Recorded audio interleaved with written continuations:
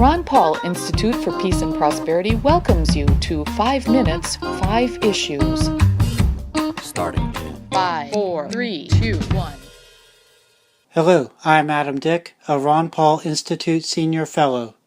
Let's start. Issue 1. Michigan and New Jersey may be among the next few states to legalize marijuana. On Monday, legalization supporters submitted to the Michigan government over 350,000 petition signatures in support of a marijuana legalization initiative. David Eggert of the Associated Press writes that, if state officials determine about 252,000 of the signatures are valid, the state government will need to either adopt the initiative as law or place it on the November 2018 statewide election ballot. In the November 10th episode of 5 Minutes 5 Issues, I mentioned that New Jersey voters had just elected for governor a candidate who had campaigned for marijuana legalization. New Jersey Governor-elect Phil Murphy said in a television interview last week that legalizing marijuana will be one of his priorities in 2018. Issue 2. Comments by Alphabet Chairman Eric Schmidt last week at the Halifax International Security Forum may be seen in the future as having foreshadowed the end of Google's search engine dominance. Schmidt said that Alphabet subsidiary Google is working on de-ranking the Russian government-related RT and Sputnik websites. Such de-ranking would restrict relevant web pages of these media companies from appearing in Google search results. The more Google's search engine prioritizes political favoritism at the expense of providing helpful on-point results, the more people will look for alternative routes to find information, and the more reward there will be for other companies to meet that demand. Issue 3. In his editorial this week, Ron Paul discussed how media coverage of the catastrophic conditions in Yemen often leaves out mention of the United States government's complicity in the Yemen war. Paul points to a recent Washington Post article as an example. Another example is a Sunday television report on the CBS show 60 Minutes. The 13-minute story regarding the dire conditions in Yemen mentions the U.S. only in context suggesting the U.S. is seeking to help suffering Yemenis.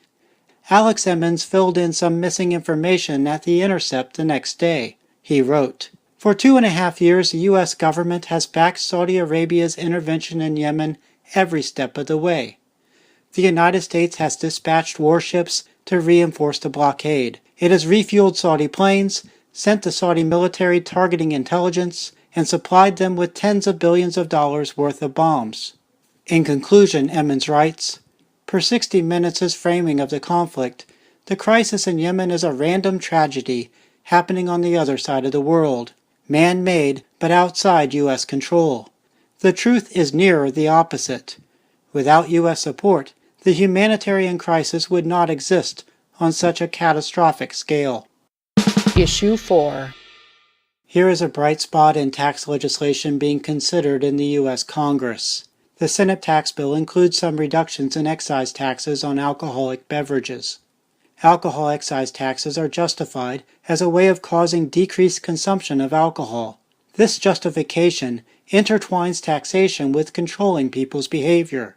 If the U.S. government respected freedom, it would not seek, through taxes or otherwise, to stop us from taking nonviolent actions, such as drinking beer, wine, or hard alcohol. Issue 5. One consequence of opposing war in the U.S. House of Representatives can be losing your House seat through redistricting. Interviewed last month by Luke Radowski at We Are Change, former House member Dennis Kucinich said his opposition to war is the reason the Democratic Party threatened to challenge in court the state's congressional redistricting, which was being formulated by Republicans, unless the redistricting cut up into 4 or 5 pieces the Cleveland area district Kucinich had represented for 16 years. Kucinich, who is a Ron Paul Institute Advisory Board member, explains the result was that the final redistricting, which was implemented in the 2012 general election, essentially eliminated Kucinich's district. That's a wrap. Transcripts of 5 Minutes 5 Issues episodes, including links to related information, are at the Ron Paul Institute blog.